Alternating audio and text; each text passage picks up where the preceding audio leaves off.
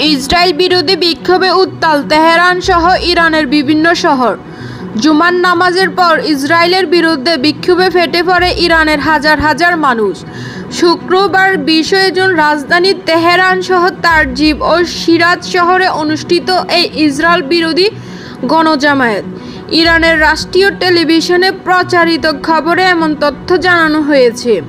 বিক্ষোভকারীরা ইসরায়েল বিরোধী স্লোগানের পাশাপাশি ইরানি সরকারের প্রতি সমর্থন প্রকাশ করে। যুক্তরাষ্ট্রের হস্তক্ষেপের আশঙ্কা নিয়ে নানা স্লোগানে সরব ছিল জনতা। টেলিভিশনের প্রতিবেদনে এই বিক্ষোভকে জাতির ঐক্য ও প্রতিরোধের প্রতীকী হিসেবে বর্ণনা করা হয়।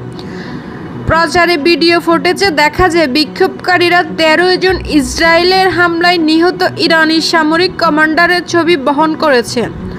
অনেকের হাতে ইরান, ফিলিস্তিন ও হিজবুল্লাহর পতাকা অংশ নেন এ জামায়াতে। একজন অংশগ্রহণকারীর হাতে থাকা ব্যানারে লেখা ছিল, "আমার নেতার জন্য আমি জীবন দিতে প্রস্তুত", যা থেকে ধারণা করা হচ্ছে এটি ইরানের সর্বোচ্চ নেতা আয়াতুল্লাহ আলী খামেনিকে উদ্দেশ্য করে লেখা।